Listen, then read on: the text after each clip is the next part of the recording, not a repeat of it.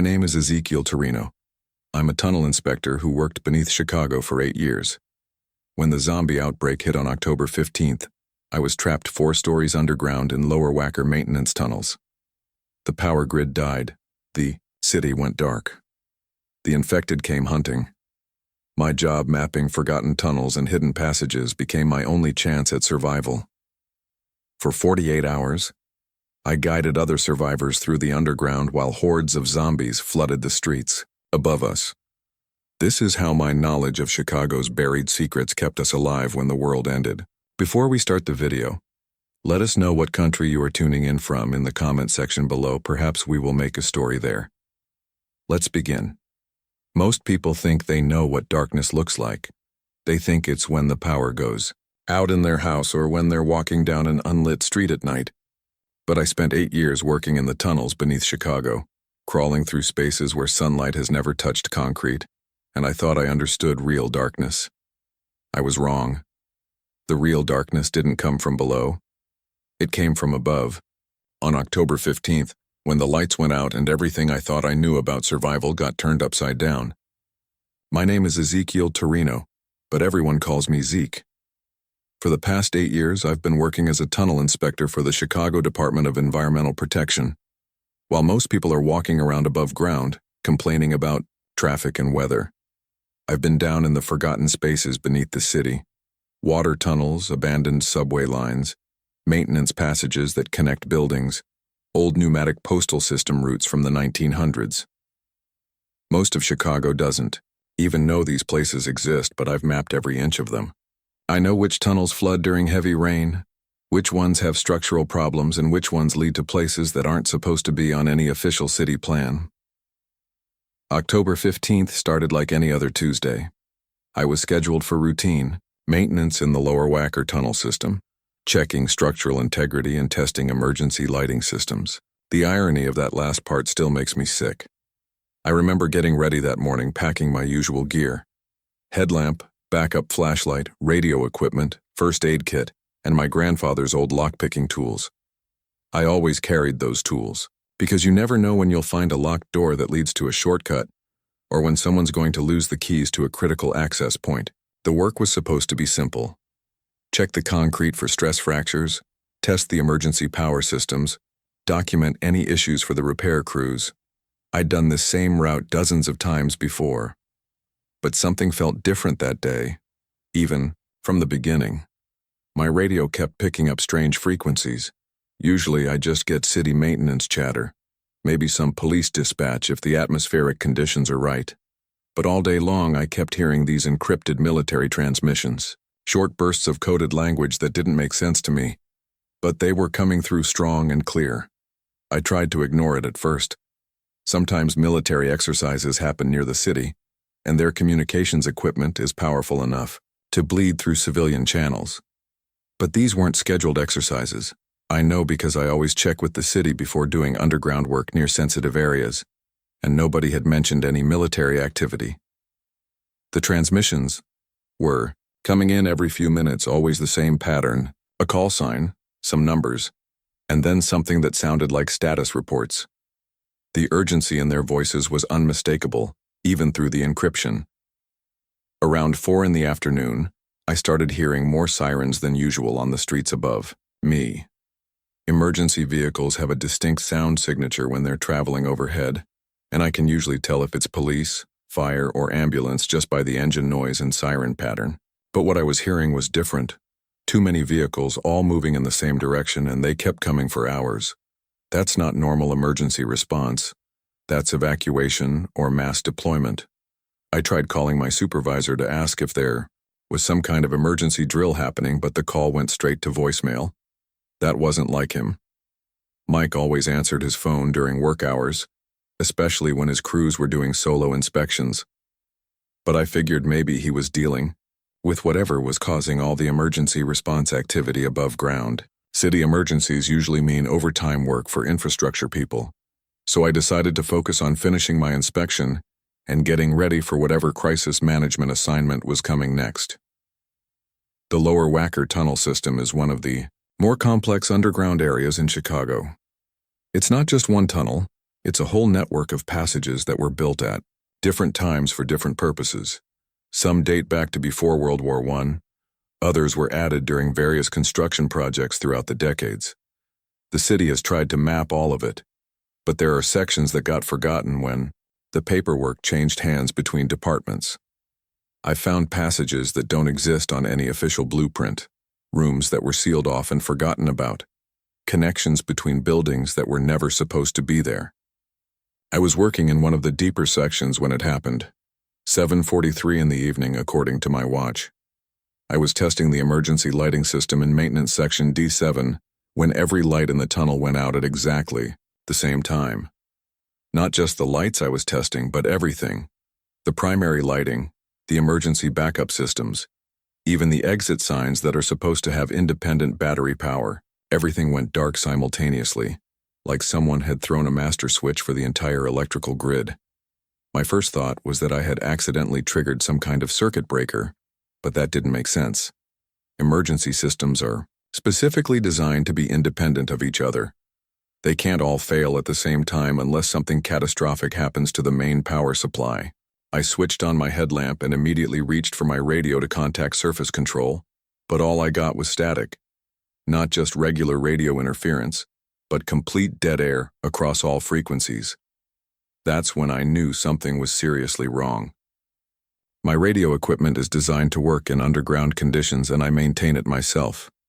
It's never completely failed before, not even during the worst storms Chicago has ever seen. I tried switching to different channels, adjusting the antenna, even using the emergency broadcast frequencies. Nothing. The entire communication grid was down. I decided to head up to street level to find out what was happening. There are several access points from the lower Wacker system to the surface, but the closest one was a utility access shaft that comes up near the intersection of Lower Wacker and Columbus. It's not an official public entrance, just a maintenance access that most people walk past without noticing. I've used it hundreds of times for quick surface checks during inspections. The climb up took about 5 minutes, and with each step I kept expecting to see some kind of light filtering down from above. Street lights, car headlights, building illumination, something. But there was nothing.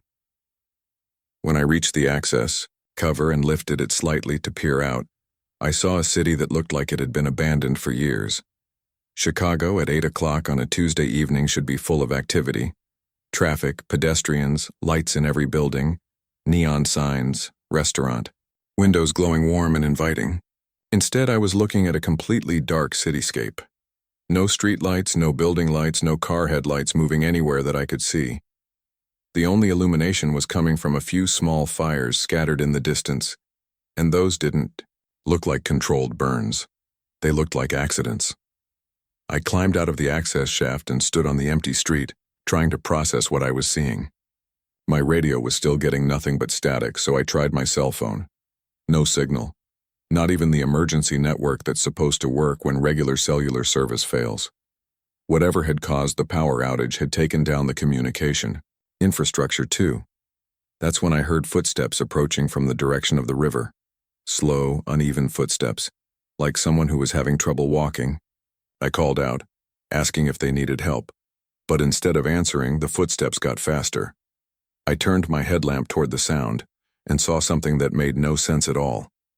It was Jerry Kowalski, the security guard who worked the overnight shift at the building across the street. I'd known Jerry for 3 years, ever since I started doing regular maintenance work in this area.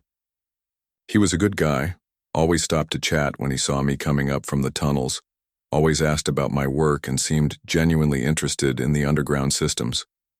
But the person walking toward me wasn't the Jerry I knew. His uniform was torn and stained with something dark that I really hoped wasn't blood. His face was pale, almost gray, and his eyes looked wrong. Not just the color, but the way they were moving. They kept darting around like he was tracking something I couldn't see, and when he looked directly at me, there was no recognition there, no intelligence, just hunger.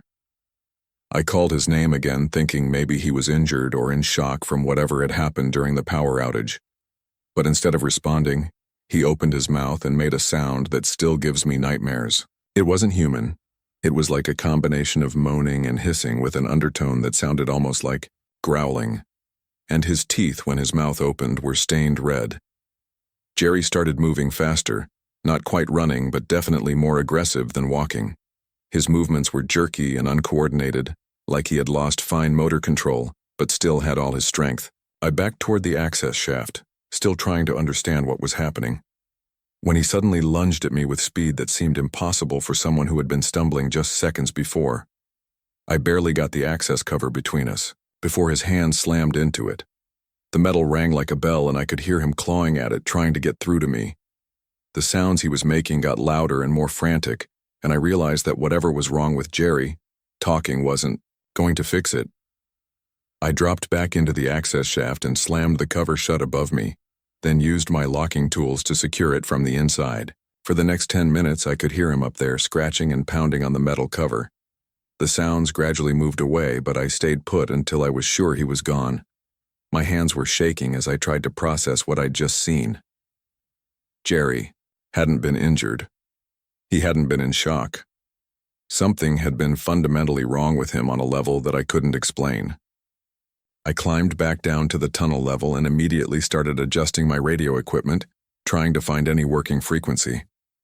After about 20 minutes of scanning, I finally picked up some fragmented transmissions, military channels that hadn't been encrypted, probably because their normal communication protocols had been disrupted by the same thing that took out everything else. The pieces I could make out were terrifying. Words like containment breach, rapid onset, citywide, protocol. Someone was talking about infection rates and transformation times. Another voice was reporting that the quarantine perimeter had failed, and they were implementing something called Code Black. I didn't know what any of it meant specifically, but the panic in their voices told me that whatever had happened to Jerry was happening to other people too. I spent the next 2 hours trying to get more information from the radio transmissions, but most of what I picked up was either too fragmented to understand or so heavily coded that I couldn't make sense of it. What I did learn was that this wasn't just a Chicago problem. I heard references to other cities, other outbreaks, other failed containment efforts. Whatever was happening was widespread and completely out of control. By 10:30 that night, I had made a decision that probably saved my life. Instead of trying to get back to the surface, I was going to stay underground and use the tunnel system to move around safely while I figured out what was happening. I knew the tunnels better than anyone else in the city. I had maps that showed connections between buildings that most people didn't know existed. I had supply caches hidden in various locations, stocked with food, water, medical supplies, and equipment. If the surface world had become dangerous, the underground could be my sanctuary. I started by checking my nearest supply cache, hidden in an abandoned section of tunnel that connected to the old pneumatic postal system. It was undisturbed, which was a relief. Canned food, bottled water, first aid supplies, extra batteries for my equipment, even some emergency blankets and basic camping gear.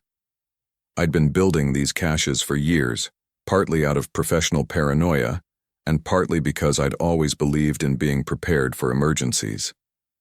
I never thought I'd actually need them for something like this. As I was taking inventory of my supplies, I heard something that made me freeze. Voices, echoing through the tunnels from somewhere in the distance.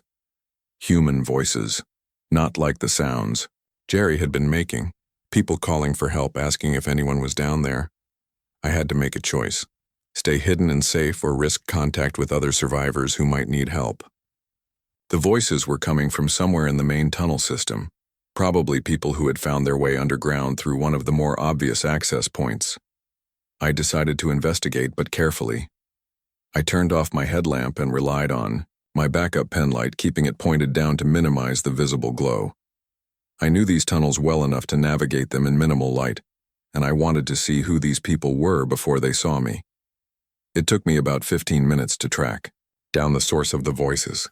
A family of 4, parents and 2 teenage kids huddled together in one of the wider sections of tunnel near the connection to Lower Wacker Drive.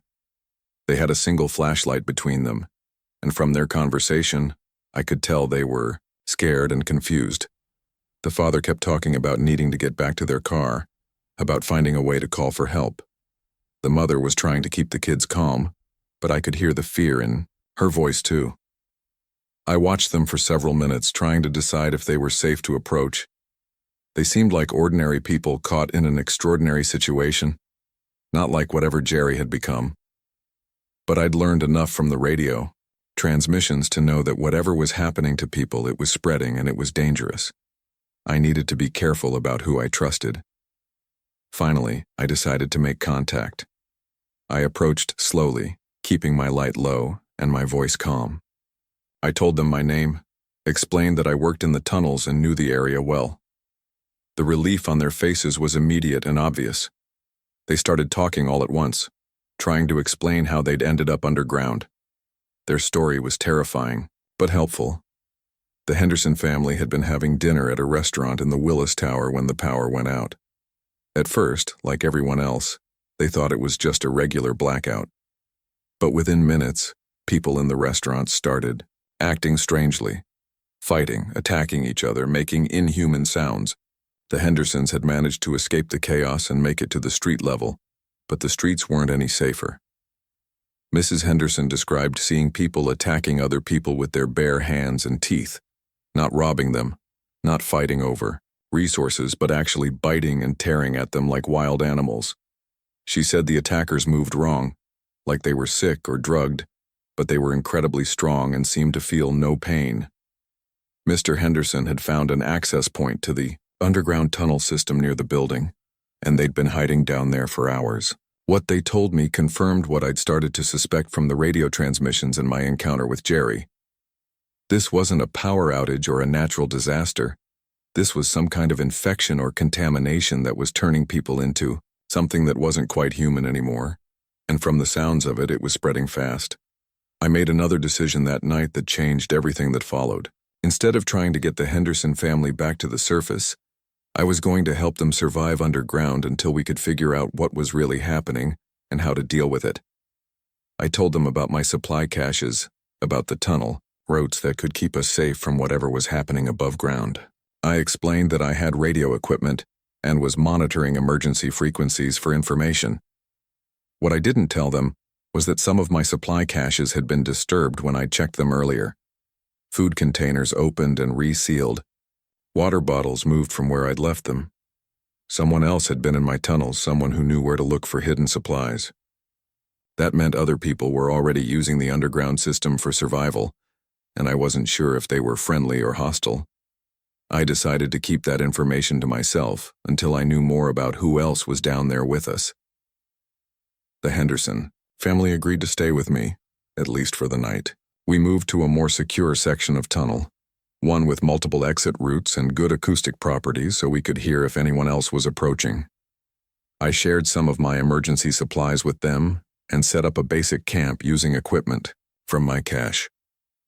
As we settled in for what was going to be a very long night, I continued monitoring radio frequencies for any new information about what was happening above ground. What I learned over the next few hours made it clear that our decision to stay underground had been the right one. The infection, whatever it was spreading rapidly through the city. Military and emergency response units were being overwhelmed. There were reports of similar outbreaks in other major cities across the country.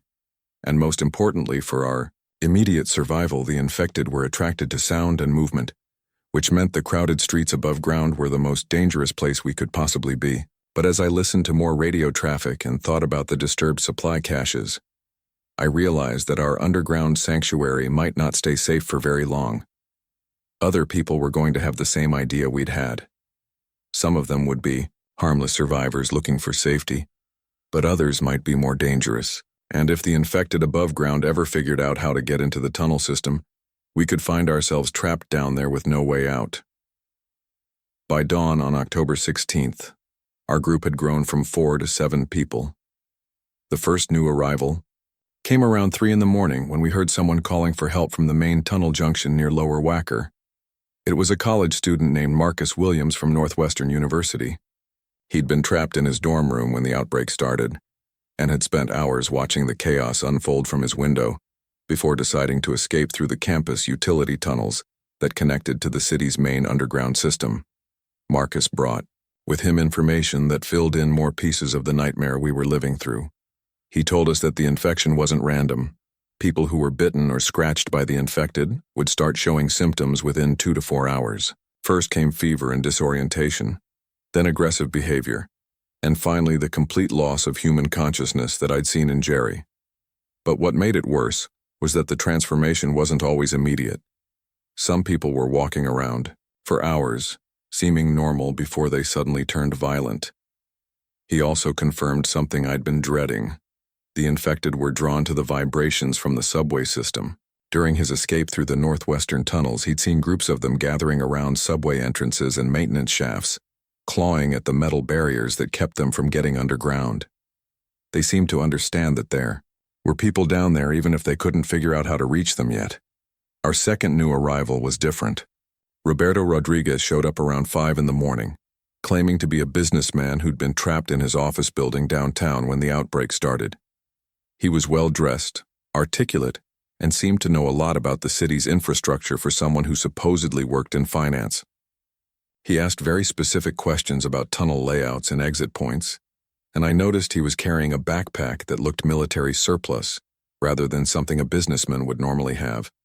Rodriguez brought news from the downtown area that was both helpful and terrifying. The military had attempted to establish quarantine zones around major population centers, but the infected had overrun most of them within hours. Emergency services had collapsed completely. There were no police patrols, no fire department response, no ambulances running.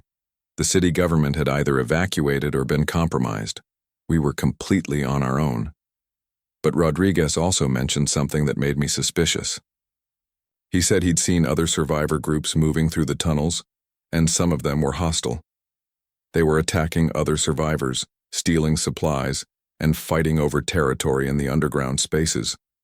When I asked him how he knew this, he was vague about the details. He claimed he'd only heard about it from other people, but something about his story didn't add up. I decided to keep a close eye on Rodriguez while still helping him like any other survivor. In a crisis situation, you have to balance caution with compassion, and I wasn't ready to turn away someone who might genuinely need help. But I also wasn't going to reveal all of my supply locations or tunnel knowledge until I was sure about his intentions. The third new arrival came just as we were discussing our next moves. Sarah Chen, an emergency room nurse from Rush University Medical Center, stumbled into our section of tunnel carrying a medical bag and looking like she'd been through hell. Her scrubs were torn and stained. She had scratches on her arms and face, and she was clearly exhausted. But she was also carrying medical supplies that could save lives, and her knowledge of the infection was invaluable. Sarah told us that the hospitals had been the first places to be completely overrun.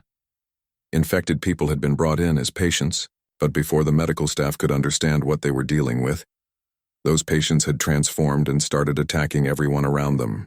The infection spread through the hospital staff within hours, and the entire medical district had become a war zone. What Sarah knew about the infection was both helpful and terrifying. She confirmed that it was transmitted through blood and saliva contact, usually from bites or scratches. The incubation period varied from person to person, but it was generally between 2 and 4 hours from exposure to full transformation. Once someone turned, they retained their physical strength and pain tolerance but lost all higher brain functions. They became focused entirely on finding and attacking other humans. But Sarah also told us something that made my blood run cold. The infected weren't just random in their behavior, they were learning. During her escape from the hospital, she'd watched them working together to break down barriers, using tools to smash windows and even setting up what looked like ambushes for fleeing survivors. They weren't just mindless monsters. They retained enough intelligence to hunt effectively. Even worse, Sarah had noticed that the infected seemed more active during certain hours. They were sluggish during the day, moving slowly and seeming almost confused. But as evening approached, they became more aggressive and coordinated. She theorized that it might be related to body temperature regulation or some other biological factor. But the practical implication was clear. Nighttime was when they were most dangerous. With 7 people in our group, resource management became a critical issue. My supply caches had enough food and water to keep us alive for several days, but not indefinitely. More importantly, we were making more noise just by existing as a larger group. Every conversation, every movement, every time someone shifted position, created vibrations that could potentially attract attention from the infected above ground. I made the decision to share more of my tunnel knowledge with the group, but selectively. I told them about several safe routes between different sections of the underground system, but I didn't reveal all of my supply locations. I kept some of that information to myself, partly for security reasons and partly because I was still not completely sure about Rodriguez. We established a basic security protocol for the group. Someone would always be awake and listening for approaching footsteps or other sounds. We would move in single file when traveling through tunnels, with me leading and Sarah bringing up the rear because of her medical training. We would communicate using hand signals when possible to minimize noise. And if we encountered other people, we would approach with extreme caution until we could determine their intentions. Mrs. Henderson asked me if I thought we should try to make contact with other survivor groups, and I told her honestly that I wasn't sure. On one hand, larger groups meant more resources, more skills, and better security. On the other hand, they also meant more potential conflicts, more resource competition, and higher chances of including someone who was infected or hostile. That question became urgent around noon when we started hearing voices from other parts of the tunnel system. Multiple groups of people, some calling for help, others having conversations that suggested they were already established down there. The underground was getting crowded, and that meant our safe haven was becoming a potential battleground. Rodriguez volunteered to scout ahead and make contact with some of these other groups, but I refused to let him go alone. Something about his eagerness to explore other tunnel areas made me uncomfortable. Instead, I suggested that we all move together to a more secure location that I knew about, deeper in the system where there were fewer access points from the surface. The location I had in mind was an abandoned section of the old pneumatic postal system that connected to a forgotten Cold War-era fallout shelter. It was completely off the official city maps, accessible only through a maintenance hatch that most people would never notice. The space was large enough for our group, had its own air circulation system, and most importantly, it had multiple escape routes if we needed to leave quickly. As we prepared to move, Sarah pulled me aside and told me something that changed my understanding of our situation completely. During her time at the hospital, she'd overheard radio communications between military units. The outbreak wasn't contained to Chicago. It was happening simultaneously in major cities across the country, and possibly internationally. This wasn't a local disaster that we could wait out. This was a complete collapse of civilization as we knew it. Even more troubling, Sarah had heard references to the infection spreading faster in high-density population areas. The military was using terms like exponential growth and cascading failure. They were talking about time windows measured in days, not weeks or months. If we were going to survive, we needed to think beyond just hiding until help arrived. We needed to prepare for a world where help wasn't coming. I led the group through a route that took us deeper into the tunnel system, away from the main passages, where other survivor groups were likely to be traveling. The journey took about 2 hours, moving slowly and carefully to avoid making unnecessary noise. Rodriguez kept asking questions about where we were going and whether I knew of other routes to the surface from our destination. His questions were getting more specific and more frequent, and I was becoming increasingly convinced that he had his own agenda. When we reached the hidden entrance to the fallout shelter, I made everyone wait while I checked to make sure the area was secure. The space was exactly as I'd left it during my last inspection 6 months earlier. Clean, dry, and completely isolated from the main tunnel network. It had been designed to house 12 people for up to 30 days during a nuclear emergency, so it was more than adequate for our group. As we settled into our new refuge, I set up my radio equipment and started scanning frequencies again for new information. What I found was both encouraging and terrifying. I was able to pick up transmissions from other survivor groups around the city, which confirmed that we weren't alone. But I also heard hostile communications between groups that were fighting over territory and resources. One transmission that particularly worried me was from a group that claimed to control several miles of tunnel network on the south side of the city. They were demanding tribute from other survivors who wanted to pass through their territory, and they had made it clear that they would use violence to enforce their claims. The underground was developing its own politics, and they weren't friendly. Marcus asked me if I thought we should try to establish radio contact with other survivor groups, and I told him that it was risky. Radio communications could be intercepted by hostile groups, giving away our location and our capabilities. For now, I thought it was better to listen and gather information rather than broadcast our existence to everyone in the area. But Sarah disagreed. She argued that isolated groups were more vulnerable than connected networks, and that we needed to start building alliances with other survivors if we were going to have any chance of long-term survival. She pointed out that her medical skills could be valuable to other groups, and that trading resources and information could benefit everyone. Rodriguez supported Sarah's position, maybe a little too enthusiastically. He suggested that he could make contact with some of the groups he'd heard about during his travels, and offered to act as a negotiator for our group. That suggestion made me immediately suspicious. Why was he so eager to reveal our location to strangers? What did he know about these other groups that he wasn't telling us? I made a compromise decision. We would monitor radio communications for another 24 hours to gather more information about the other survivor groups in our area. If we identified groups that seemed trustworthy and potentially helpful, we could consider making careful contact. But we would not reveal our location or our capabilities until we were confident about their intentions. That evening, as we were sharing our evening meal from my emergency supplies, Sarah asked me something that I'd been dreading. She wanted to know how long my supply caches would last for our group and what our long-term plan was for food and water. I had to be honest with her. At our current consumption rate, we had maybe 4 or 5 days of supplies remaining. After that, we would need to either find more resources or reduce the size of our group. The conversation that followed was difficult but necessary.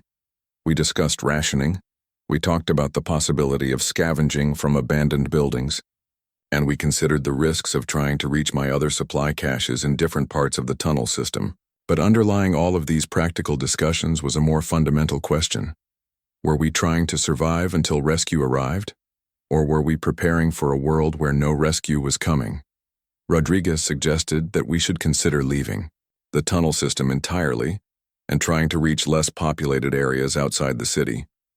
He claimed to know about rural communities that might be safer than urban areas, and he offered to guide us there. But something about his proposal bothered me. How did a businessman know so much about rural escape routes? And why was he so confident that these communities would welcome a group of urban refugees? As night fell and we prepared to sleep in shifts, I realized that our group dynamics were becoming more complex. We had different ideas about survival strategies, different levels of trust in each other, and different information about what was happening in the world above ground. Managing these differences was going to be just as challenging as avoiding the infected or finding enough supplies to stay alive.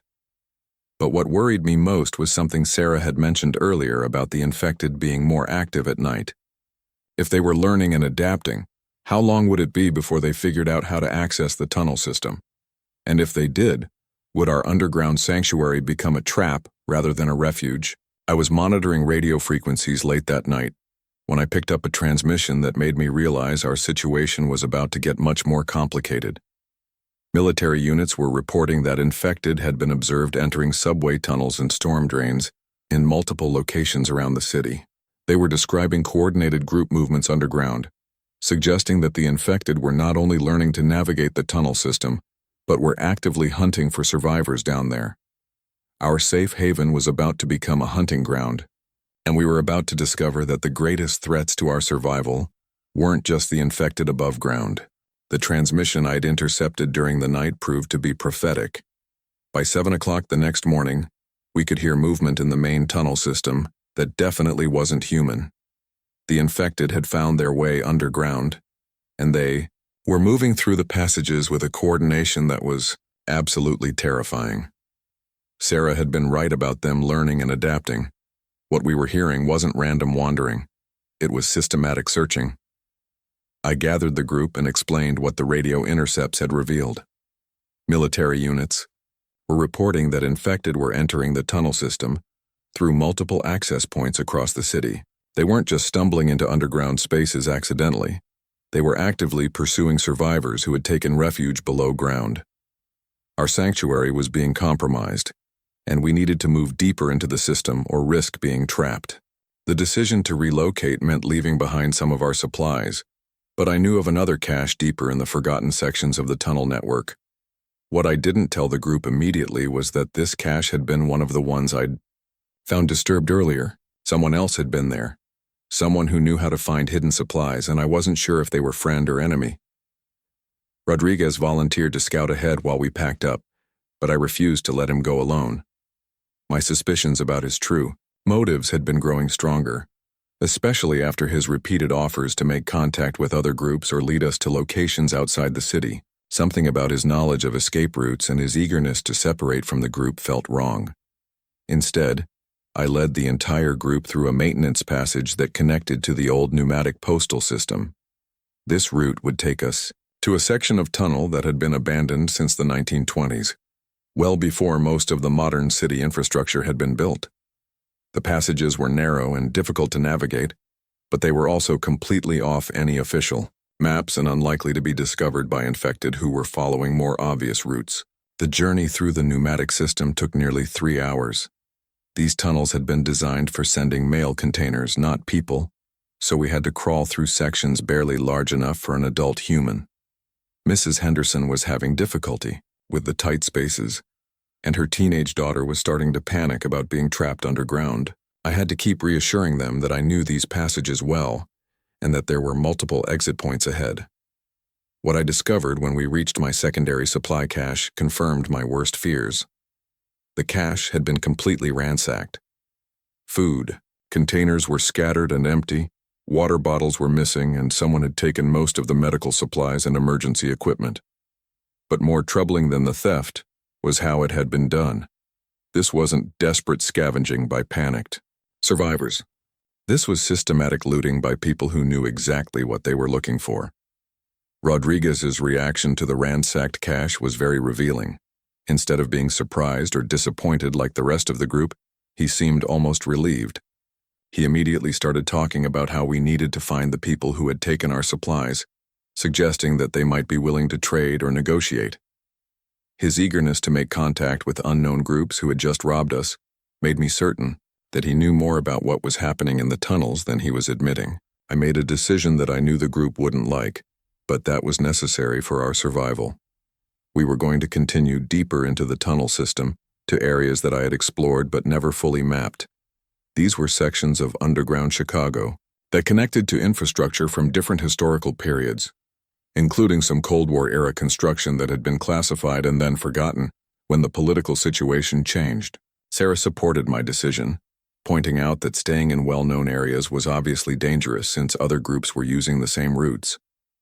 But Mr. Henderson argued that going deeper underground would make it harder to eventually return to the surface when the crisis was over. He still believed that this was a temporary situation that would be resolved by military intervention or government response. I had to tell him honestly that, based on what I was hearing on radio communications, there was no government response coming. The infection had spread too far and too fast for any organized response to be effective. We were looking at complete societal collapse, not a temporary emergency. Our survival strategy needed to be based on that reality, not on hope for rescue. That wasn't going to arrive. Marcus asked me how I could be so certain that help wasn't coming, and I shared some of the military transmissions I'd been monitoring. Units were reporting casualty rates above 90%.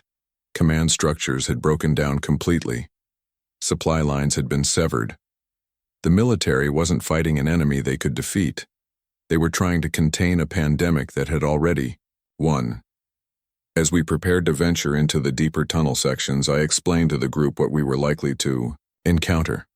These areas had been built during different time periods for different purposes, so the architecture and layout were inconsistent. Some sections were well maintained, others were partially collapsed or flooded. There were areas where the air quality might be poor, and spaces where the structural integrity was questionable. But these deeper tunnels also connected to systems that most people didn't know existed. Fallout shelters from the Cold War era, underground facilities that had been built for government continuity operations, storage areas for emergency supplies, that had been forgotten when bureaucratic priorities changed. If we could reach these areas safely, we might find resources that could sustain us for weeks or even months. Rodriguez seemed very interested in these government facilities, asking specific questions about their locations and what kind of supplies might be stored there. His questions were detailed enough to suggest that he had some knowledge of these installations, which was impossible unless he had security clearance or access to classified information. I decided to give him false information about locations and see if he acted on it. The route I chose took us through a section of tunnel that had been part of a municipal utility project in the 1950s. The passage was wide enough for us to walk normally, but it hadn't been maintained in decades and there were areas where water damage had weakened the concrete. I had to constantly check the structural integrity as we moved, looking for signs that the tunnel might collapse. About halfway through this section, we encountered evidence that we weren't the only ones using these forgotten passages. Fresh footprints in the accumulated sediment, discarded food containers that couldn't have been there for more than a few days, and most disturbing of all, scratch marks on the walls that looked like they had been made by fingernails or claws. Sarah examined the scratch marks and confirmed what I had feared. They were too deep and too extensive to have been made by human fingernails.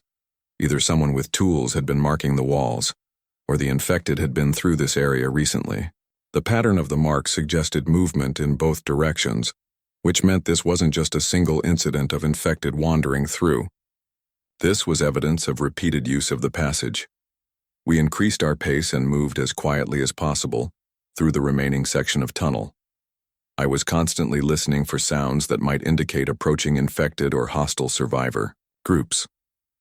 The acoustics in these deeper tunnels were different from the areas I knew well, and sounds could carry much farther than expected, or be muffled by structural obstacles. When we reached the entrance to the Cold War-era facility, I found exactly what I had been hoping for and dreading at the same time. The heavy steel door was still sealed, with government markings that indicated it was a classified installation. But someone had been working on the locking mechanism recently. There were scratches around the lock, and metal shavings on the ground that couldn't have been there for more than a few days. I used my grandfather's lock-picking tools to open the door, but I made sure to examine the mechanism carefully first. Whoever had been working on it had known what they were doing. These weren't random attempts to break in. Someone with lock-picking skills or security training had been trying to gain access to this facility. Inside the facility, we found a space that had been designed to house government personnel during a nuclear emergency.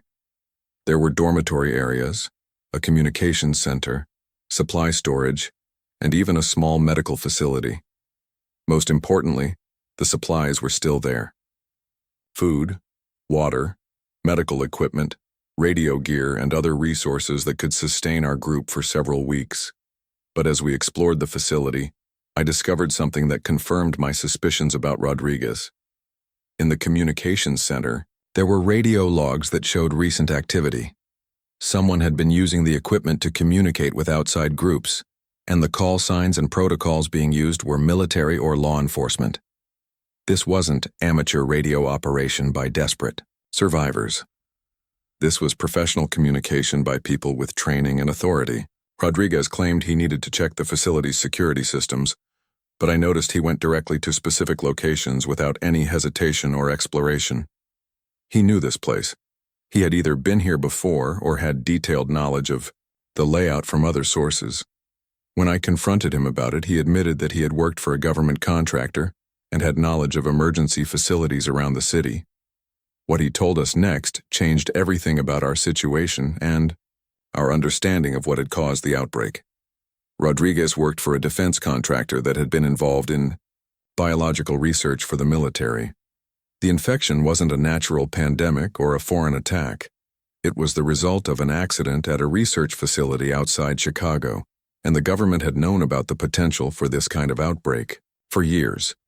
The research had been focused on developing biological agents that could be used to incapacitate enemy forces without killing them.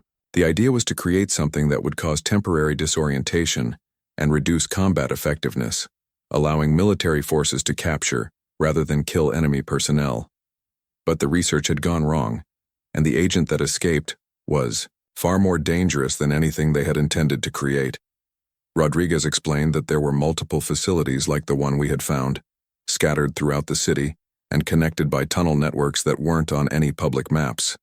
These facilities were designed to serve as command centers and safe houses for government personnel during various types of emergencies. Some of them were occupied by military or intelligence personnel who were still trying to coordinate response efforts. But he also told us that not all of the government groups were friendly to civilian survivors. Some units had been given orders to contain the outbreak by any means necessary, including eliminating civilians who might spread the infection further. We couldn't assume that contact with official authority would result in rescue. It might result in our deaths. Sarah asked Rodriguez why he had been traveling with civilian survivors instead of making contact with his government colleagues, and his answer was disturbing. He had tried to reach his handlers, but the facility where he had been supposed to report had been overrun. His backup contacts weren't responding to communications. He was essentially cut off from his organization and trying to survive just like the rest of us. The question that remained was whether we could trust him now that he had revealed his true background. On one hand, his knowledge of government facilities and tunnel networks could be invaluable for our survival. On the other hand, his training and loyalties might ultimately be to organizations that considered us expendable. I decided to give him a chance to prove his commitment to our group, but I also made it clear that any attempt to betray us or put us in danger would not be tolerated. We needed his knowledge, but we also needed to be able to trust him completely. In our situation, partial loyalty was the same as hostility. As we settled into the government facility, I established a new security protocol. We would monitor radio communications continuously, not just for information about the outbreak, but for evidence of government or military activity in our area.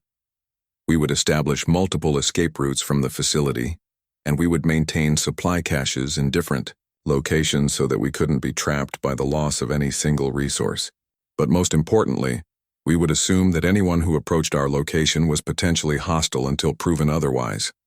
The underground was becoming a battleground between different survivor groups, infected hordes, and possibly government forces with unknown agendas. Our survival would depend on our ability to stay ahead of all these threats while finding the resources we needed to continue living. That night, as I was monitoring radio frequencies, I picked up a transmission that made me realize our situation was about to become much more dangerous. Military units were reporting that infected hordes were gathering in large numbers above ground, and that they seemed to be preparing for coordinated attacks on survivor strongholds. The infection was evolving beyond individual hunting behavior into organized group tactics. Even worse, I heard references to something called screamers, infected who had developed enhanced sensory capabilities and were being used by the hordes to track survivors who were hiding in enclosed spaces. These screamers could apparently detect human presence through sound, smell, and possibly even vibrations, making them incredibly effective at finding people who thought they were safely hidden.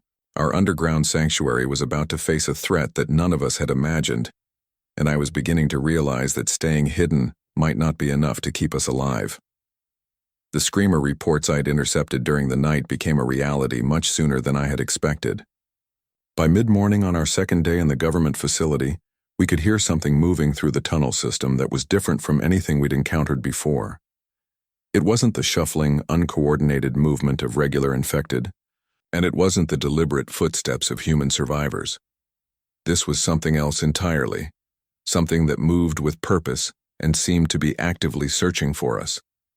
The sounds were rhythmic but irregular, like someone walking with a limp, but maintaining perfect timing. More disturbing were the vocalizations that accompanied the movement, high-pitched calls that echoed through the tunnels in patterns that seemed almost like communication.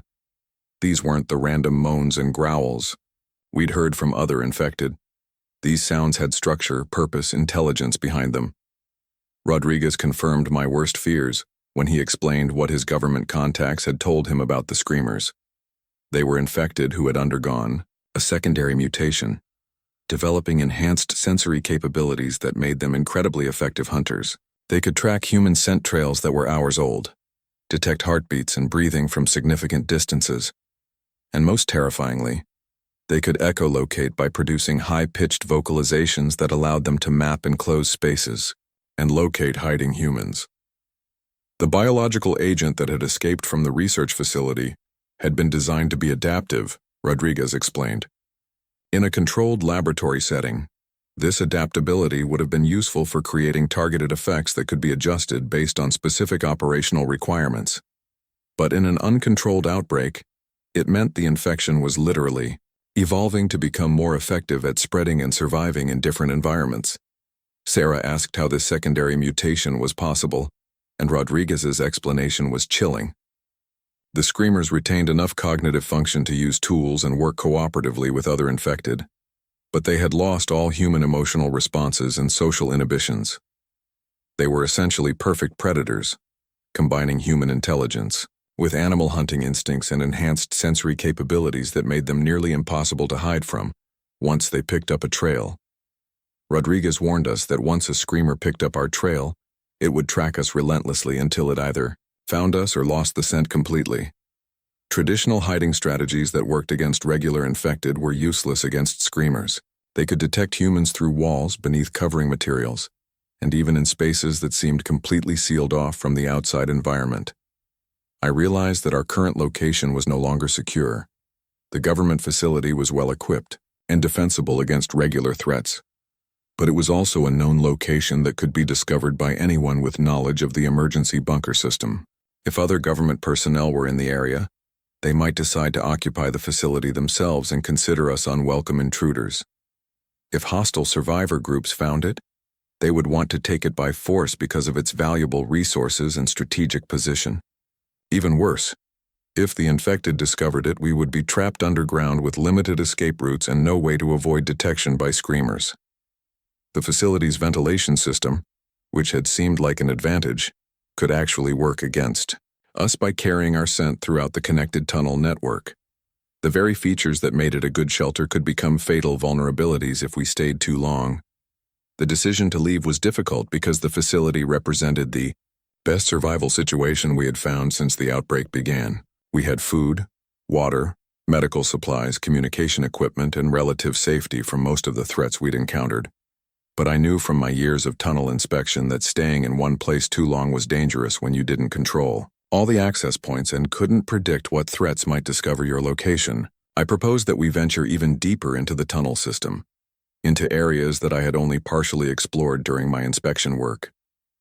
These were sections of underground Chicago that connected to the deepest infrastructure layers, including some construction that dated back to the original city planning in the 1800s. Most of these areas were unmapped and unknown to anyone except a few city engineers who had worked on specific projects decades ago. But Rodriguez warned me that going deeper might be more dangerous than I realized. His government contacts had mentioned that some of the oldest tunnel sections connected to natural cave systems that extended far beyond the city limits. These caves had been incorporated into various construction projects over the years, but they had never been fully mapped or secured. There were areas down there that even the city government didn't know about, spaces that could contain anything from abandoned homeless encampments to illegal laboratories or worse. Despite the risks, I decided that the deep tunnels were our best option for avoiding the various threats that were converging on the more accessible areas of the underground system.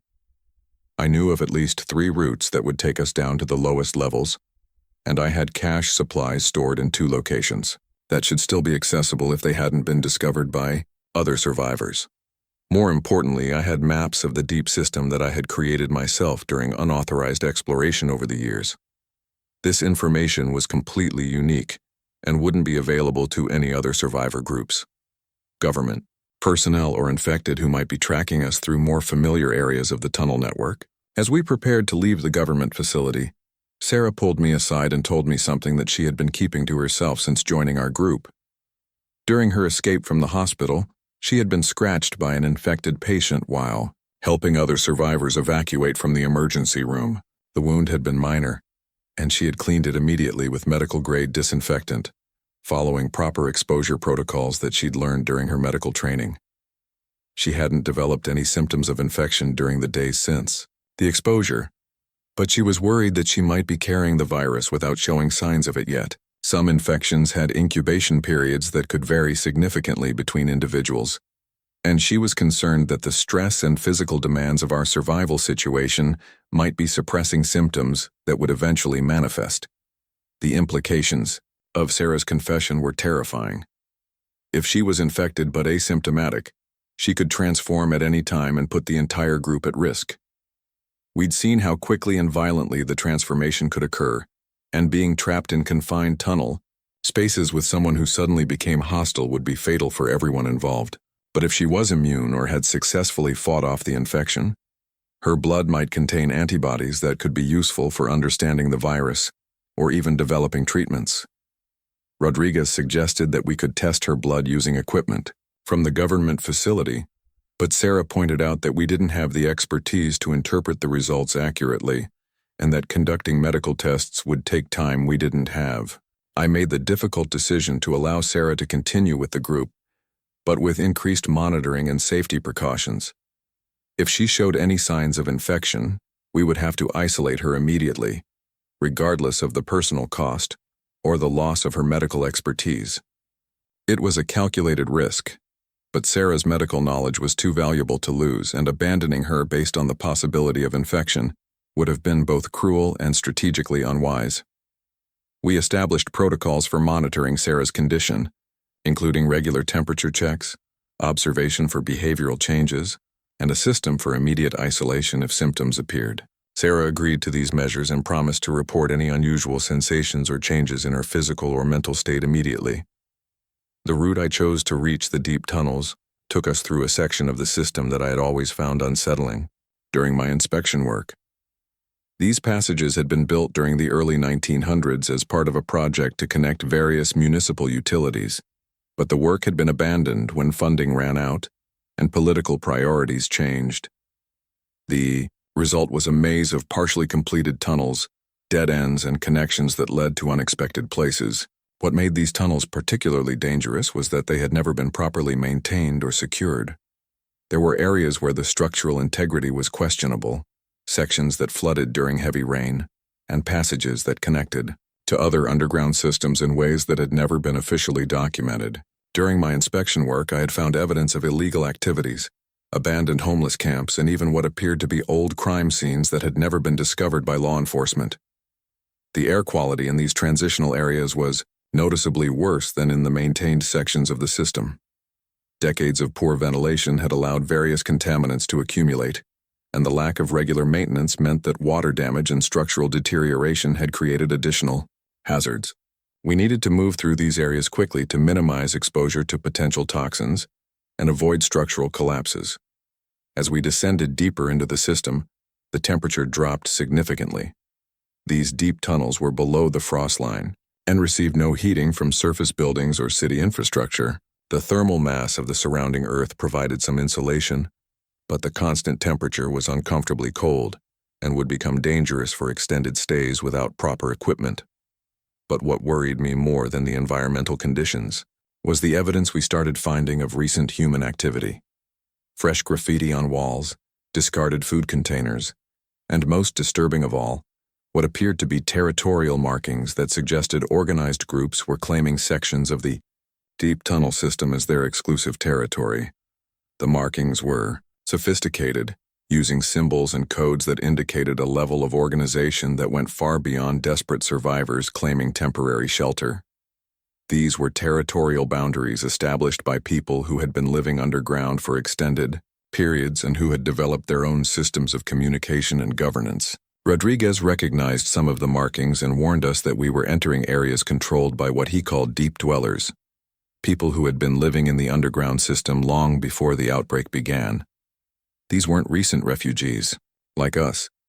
They were individuals and groups who had chosen to live completely outside of surface society, and many of them were hostile to outsiders who invaded their territory.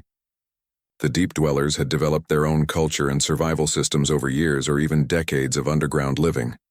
They knew the tunnel systems better than anyone except possibly myself. They had established supply networks and communication systems, and they had no loyalty to surface society or its laws. Some of them were relatively harmless loners who just wanted to be left alone, but others were organized into gangs that controlled territory through violence and intimidation. Sarah asked why we couldn't try to negotiate with these deep dweller groups, pointing out that cooperation might benefit everyone involved. In a crisis situation, she argued, people should be working together rather than fighting over territory and resources. But Rodriguez explained that many of these people had chosen underground life specifically to avoid contact with others, and they viewed any intrusion into their territory as a threat that needed to be eliminated. Negotiation would only be possible if we could demonstrate that we had something valuable to offer in trade and that we weren't planning to stay in their territory permanently. But even then, success would depend on the specific attitudes and policies of whatever group controlled the areas we needed to pass through. As we moved deeper into the system, we began encountering the territorial markers more frequently, and they were becoming more elaborate and threatening. Some included warnings written in multiple languages, others showed evidence of violence, including what appeared to be dried bloodstains. It was clear that the deep-dwelling community was larger and more organized than I had realized during my official inspection work. We also started hearing sounds that suggested we weren't alone in the deep tunnels. Distant voices speaking in languages I couldn't identify, mechanical noises that might have been generators or other equipment, and most unsettling of all, what sounded like construction or excavation work happening somewhere in the darkness ahead of us. The acoustic properties of the deep tunnels made it difficult to determine the direction or distance of these sounds. Voices and mechanical noises could be echoing through multiple passages, making it impossible to know if the sources were nearby or miles away. But the frequency and consistency of the sounds indicated significant human activity in areas that were supposed to be abandoned. The first direct contact with the deep dwellers came when we rounded a corner in what I thought was an abandoned section of tunnel and found ourselves face to face with three individuals who were obviously not recent refugees from the surface. They were dressed in modified military surplus clothing that had been adapted for underground living, carried improvised weapons that looked both effective and well-maintained, and moved with the confidence of people who knew exactly where they were and what they were doing. The leader of the group was a woman in her 40s who spoke English with a heavy accent I couldn't identify. She demanded to know who we were and what we were doing in their territory, and her tone made it clear that she considered our presence an unwelcome intrusion. When I explained that we were trying to reach the deepest levels of the tunnel system to escape the infected, she laughed and told us that the infected were the least of our problems down here. According to her, the deep tunnels were controlled by what she called the controller, someone who had been organizing the underground community for years and who demanded tribute from anyone who wanted to pass through his territory. The controller had established a feudal system in the deep tunnels, with himself as the absolute ruler, and everyone else as either subjects or enemies. Rodriguez asked what kind of tribute the controller expected, and the answer was disturbing. Food, medical supplies, weapons, information about surface conditions, and most unsettling of all, people with useful skills who would agree to work for the underground community permanently. The controller wasn't just taxing passage through his territory. He was recruiting or conscripting people to build his underground empire. The deep dweller leader offered to escort us to meet the controller, but made it clear that this wasn't really a choice. We could come willingly and potentially negotiate for safe passage, or we could be taken by force and have no bargaining position at all. Given that we were outnumbered in unfamiliar territory and facing people who were obviously experienced in underground survival and combat, I decided that cooperation was our best option for the moment. The journey to the controller's territory took us through sections of tunnel that I had never seen before, despite years of exploration and inspection work. These were areas that connected to natural cave systems, abandoned mining operations, and even what appeared to be Prohibition-era smuggling tunnels. The infrastructure was a mixture of official city construction, illegal modifications, and natural geological formations that had been adapted for human use. The controller's headquarters was located in a massive underground chamber that had originally been excavated as part of a municipal water project in the 1920s. The space had been extensively modified with living areas, workshops, storage facilities, and even what appeared to be a small hydroponics farm. It was clear that the underground community had been developing this location for years, possibly decades. The controller himself was not what I had expected. Instead of some kind of criminal mastermind or survivalist extremist, he appeared to be a former city engineer who had extensive knowledge of Chicago's underground infrastructure. He knew about tunnel systems that weren't on any official maps. He understood the structural relationships between different levels of the underground, and he had clearly been planning for some kind of social collapse long before the current outbreak occurred. What the controller told us about the current situation above ground was both informative and terrifying. His people had been monitoring radio communications and making careful observations of surface conditions through hidden observation points throughout the city. The infected population was continuing to grow exponentially, but more importantly, they were organizing into larger and more coordinated groups that were developing new hunting strategies. The military response had completely collapsed, with most units either destroyed or abandoned. Government facilities were either empty or overrun, and there was no evidence of any organized authority maintaining control anywhere in the region.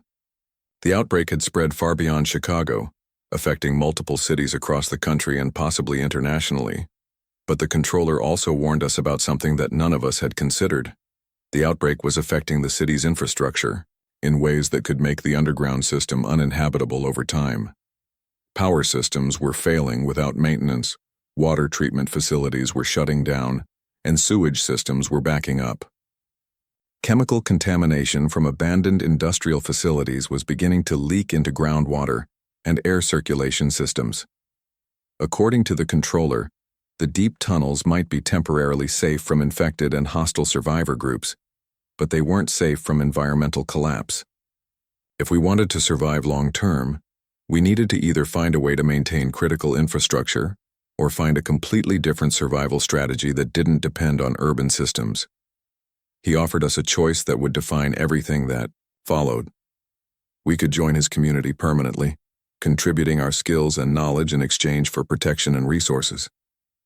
Rodriguez's government connections would be valuable for intelligence gathering. Sarah's medical training would be essential for community health, and my tunnel knowledge would be crucial for expansion and security operations. Alternatively, we could continue deeper into the system toward what he called the deep routes, tunnel networks that connected to other cities and potentially to rural areas that might be safer than urban environments. But he warned us that the deep routes were dangerous, poorly mapped and occupied by communities that were even more hostile than his own, including groups that he described as having abandoned human civilization entirely. The choice we made in that underground chamber would determine not just our immediate survival, but our entire future in a world that no longer resembled the civilization we had known just days earlier. The decision we faced in the controller's underground chamber was impossible to make lightly. Join his community and surrender our freedom in exchange for security, or venture into the deep roots toward an uncertain future with dangers that might be worse than anything we'd already encountered. But as I looked around at the faces of my group, I realized that Sarah was making the choice for all of us through her deteriorating condition. Sarah had been trying to hide it, but I could see the signs that she was fighting off the infection. Her temperature was elevated, she was sweating despite the cool underground air, and most telling of all, she was avoiding direct eye contact with any of us. During my years, working in confined spaces with various people, I'd learned to read body language and behavioral changes that indicated stress or illness. Sarah was showing all the classic signs of someone who was struggling with internal changes they couldn't control. I pulled her aside while the controller was explaining the community rules to the Henderson family and asked her directly about her condition. Sarah admitted that she'd been feeling increasingly agitated and was having trouble controlling her emotional responses. She was also experiencing what she described as intrusive thoughts about violence that were completely foreign to her normal personality. The infection was progressing slowly, probably due to her medical knowledge allowing her to take preventive measures, but it was definitely progressing. The ethical implications were staggering. Sarah was still completely rational and in control of her actions, but she was carrying an infection that could eventually transform her into one of the creatures that were hunting survivors throughout the city. If we stayed with the controller's community, we would be putting dozens of innocent people at risk. If we continued into the deep routes, We would be traveling with someone who might become a lethal threat at any moment. Sarah made the decision herself. She told me that she couldn't risk the safety of the group or any other survivors, and that she wanted to use her remaining time as a rational human being to help us survive whatever came next. She suggested that we continue toward the deep roots, but with a plan for dealing with her transformation when it occurred. Rodriguez was strongly opposed to continuing with Sarah, arguing that the risk to the group was too high and that we should either leave her with the controller's community or isolate her somewhere safe until the infection ran its course. But I pointed out that Sarah's medical knowledge was irreplaceable and that she might be able to provide crucial information about the infection process as it progressed. The controller overheard our discussion and offered a compromise that was both practical and disturbing. His community had developed protocols for dealing with infected individuals who retained enough rationality to be useful. They would keep Sarah in controlled isolation, where she could continue to provide medical consultation until her transformation was complete, and then they would handle the situation permanently. The casual way the controller discussed ending Sarah's life once she was no longer useful made it clear that his community operated by rules that prioritized survival over individual human dignity. While I understood the practical necessity of their approach, I also realized that joining this community permanently would mean accepting a worldview that I wasn't sure I could live with. Sarah refused the controller's offer, stating that she preferred to take her chances with our group rather than spend her final rational hours as a prisoner waiting for execution. I respected her choice, but I also established strict protocols for our continued travel. Sarah would maintain a minimum distance from other group members. She would report any changes in her condition immediately, and if she showed signs of losing rational control, we would implement immediate isolation procedures. The controller warned us that the deep roots were controlled by groups that made his community look civilized by comparison. He mentioned something called the collective, survivors who had embraced the infection voluntarily and were working to spread it to others. There were also reports of cannibalistic tribes, military deserters who had gone completely rogue, and worst of all, infected who had retained enough intelligence to use weapons and coordinate complex attacks.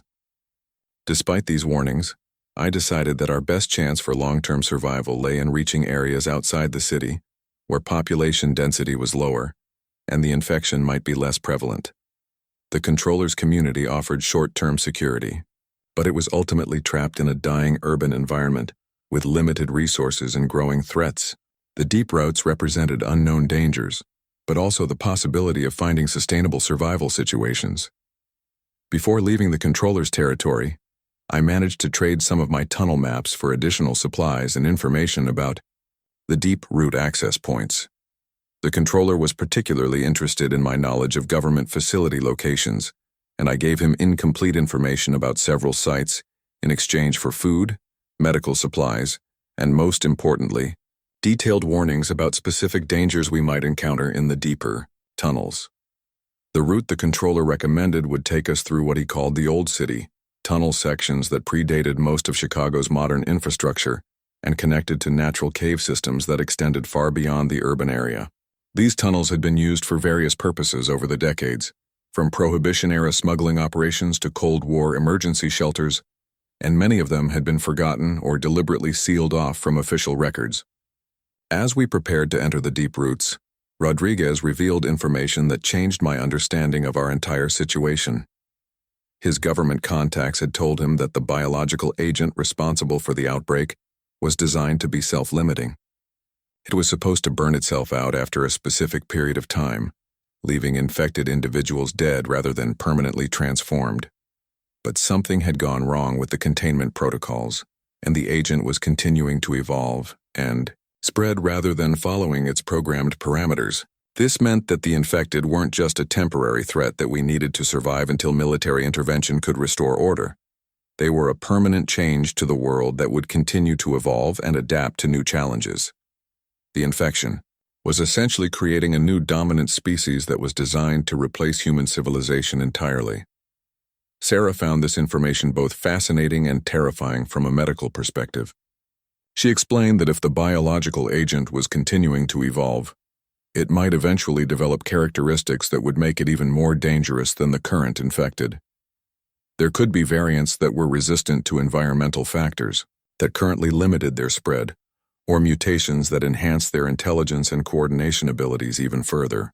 The entrance to the deep roots was hidden behind a maintenance panel that looked like it hadn't been opened in decades. The controller's people had modified the access mechanism to require special tools, ensuring that only authorized individuals could use this particular route. But they also warned us that other access points existed, and that some of them were known to hostile groups who might be using the deep routes for their own purposes. The first section of deep route tunnels was unlike anything I had encountered during my years of underground exploration. These weren't constructed passages built for specific municipal purposes.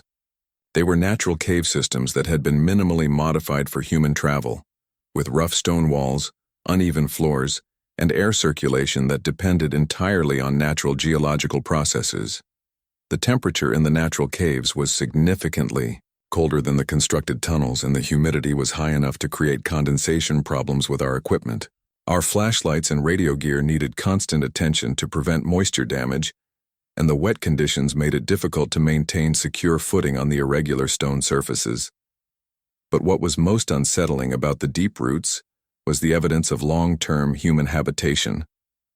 We found areas where people had lived for extended periods, with sleeping areas carved into cave walls, cooking facilities built from salvaged materials, and storage spaces that showed signs of systematic organization. These weren't temporary refuges used by desperate survivors. They were permanent homes created by people who had chosen to live completely outside of surface society. Marcus asked why anyone would choose to live in such harsh conditions when surface housing was available, and Rodriguez explained that some people preferred complete isolation from government surveillance and social control.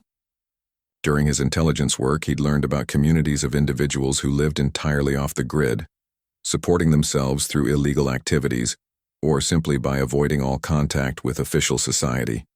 But the abandoned nature of many of these habitation sites suggested that even the permanent underground dwellers had been forced to move deeper, or had been eliminated by other threats.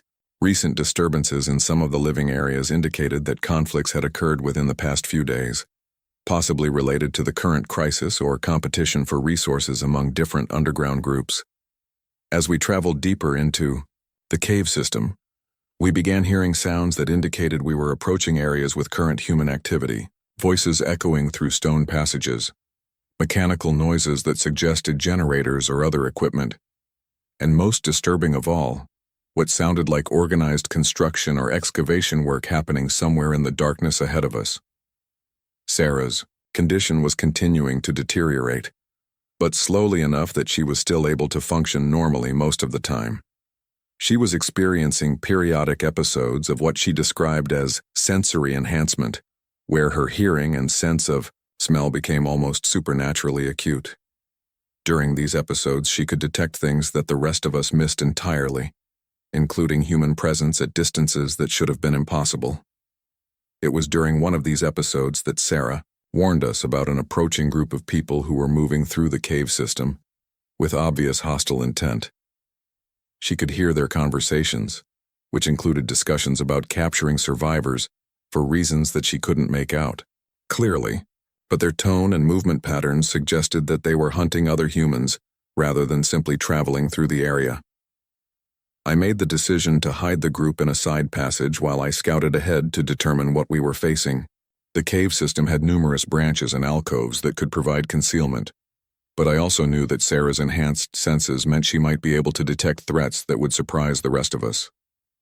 What I discovered when I reached the source of the voices was worse than anything the controller had warned us about. A group of about 12 individuals who appeared to be survivors, but who were behaving in ways that suggested they had embraced violence as their primary survival strategy. They were armed with improvised weapons, they moved with military-style coordination, and their conversations revealed that they were actively hunting other survivor groups for capture rather than cooperation. But most disturbing was their discussion of something they called the feeding program. They were apparently capturing other survivors to use as food sources for infected individuals that they were keeping as prisoners or allies.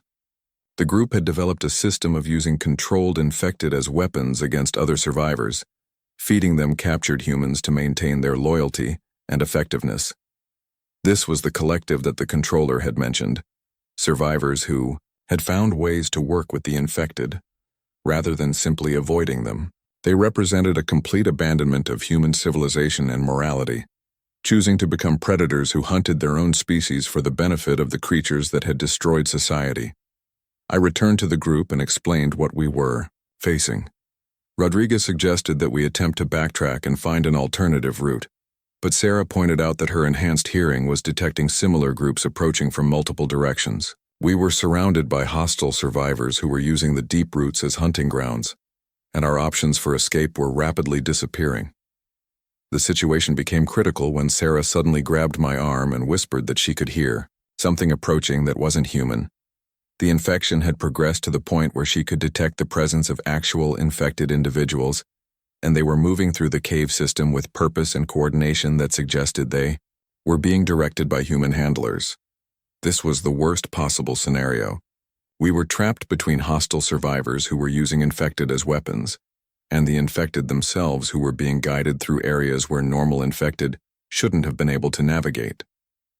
The deep roots that were supposed to be our escape to safety had become a hunting ground where we were the prey. I made a decision that I knew would haunt me forever, but that was necessary for the survival of the remaining group members. Sarah's transformation was imminent, and her enhanced senses were both an asset and a liability. She could detect threats that we couldn't perceive, but she was also becoming something that could be detected by the infected who were hunting us. Sarah understood what needed to happen. She volunteered to create a distraction that would allow the rest of us to escape while drawing the hostile groups away from our position. It was a suicide mission, but it was also the only way to save the other members of our group and honor her commitment to using her final rational moments to help others survive. The plan we developed was simple but devastating. Sarah would use her medical knowledge and the supplies she'd been carrying to create an explosion in a section of the cave system that would collapse several passages and trap or eliminate some of the hostile groups. The distraction would also draw the infected toward her position, giving us time to escape through routes that would become inaccessible after the collapse. As Sarah prepared for her final sacrifice, she gave me information that would change everything about how we understood the infection and our chances for long-term survival. During her transformation process, she had retained enough medical knowledge to analyze what was happening to her body, and she had discovered something that no one else had realized. The infection wasn't just creating mindless predators. It was creating a new form of intelligent life that retained human knowledge while abandoning human morality and social structures. The infected weren't just monsters to be avoided or eliminated. They were becoming a replacement species that would eventually develop their own civilization based on principles that were completely alien to human values.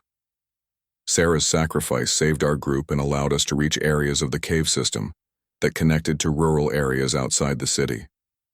But her final warning about the true nature of the infection made it clear that our survival was just the beginning of a much larger struggle between two different forms of intelligent life competing for control of the planet. Those first 48 hours taught me that survival isn't about hiding in the dark. It's about becoming the light that guides others through it.